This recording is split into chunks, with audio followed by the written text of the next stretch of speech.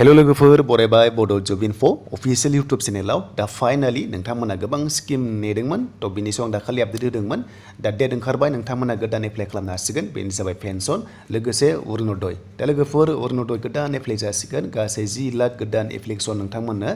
होनाय जासिगोन बा नोंथांमोननि राङारि अनसुंथाइ गोदान आपडेट फैबाय डेट ओंखारबाय माब्लानिफ्राय एप्लाइ जागोन जों गासैबो डिटेल्सखौ नायगोन दा बिनि सिगां नोंथांमोना जायफ्रा आंनि चेनेलाव साबस्क्राइब खालामाखै बड' जब इनफोआव खालामना ला जाहाथे गोदान स्किम आरो साख्रिनि आपडेट मोननो हायो स' बिनिफ्राय पेन्सन स्किमबो फैबाय आरो लोगोसे नोंथांमोना गोदान एप्लाइ खालामनो हानायनि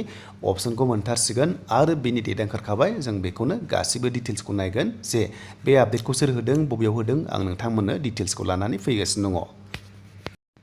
दा लोगोफोर जों फैबाय अफिशियेल साइटआव जेब्ला अनलाइन एप्लाइ खालामगोन अब्ला नोंथांमोना बे पर्टेलाव फैनांगोन बेहा मोनसे पर्टेल दंखायो अरुनदय स' बेयाव फैनाय लोगो लोगो जों गासिबो डिटेल्सखौ मोनो लोगोसे जोङो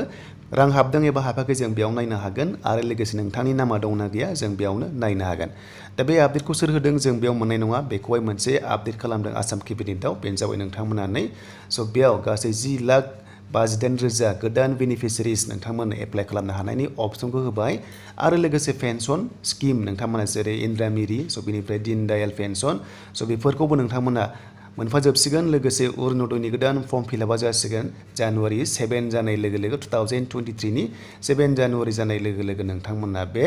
एप्लाइ खालामनो हानायनि अपसनखौ मोनथारसिगोन थ' बेखायनो बयबो रेडि जादो देन बेनिफ्राय नोंथांमोना रांखौ मोनगोन 750 दानफायाव जायखिजाया मान्थनि जायखिजाया दाननि जि अक्ट'खालि नोंथांमोननि एकाउन्टआवहाय राङा डाइरेक्ट हाबगोन स' बिनिफ्राय डकुमेन्ट्सआ मा नांगौ होनोब्ला स' गोबां सोङो बेनो जाबाय नोंथांमोननि आधार कार्ड भटार card ration card bank passbook नांथारगोन देन बेनिफ्राय जेब्ला एप्लिकेसना जायो अब्ला आं नोंथांमोननि भिडिअ खालामना दिन्थिगोन माबोरै एप्लाइ खालामनांगौ मबाइलाव स' बिनिफ्राय नोंथांमोना बेखायनो जायफ्रा गोदान चेनेलाव साबस्क्राइब खालामना लाखादो बेफोरबादि आपडेट मोननो दा जायखिजाया नोंथांमोननि गोदान एप्लाइआ स' नोंथांमोना जानुवारि 7 जानाय लोगो लोगो स्टार्ट जासिगोन अनलाइन एबा अफलाइन नाथाय अनलाइन बेयाव चान्सआ दङ मानोना एप्लिकेसन प्रसेस होनाय लोगो लोगो नोंथांमोना नैबे अरुनदयनि स्किमावहाय अनलाइन चान्सआ दङ जुदि अनलाइन जायोबा जोबोर मोजां जागोन आरो नोंथांमोना थालांनाय नङा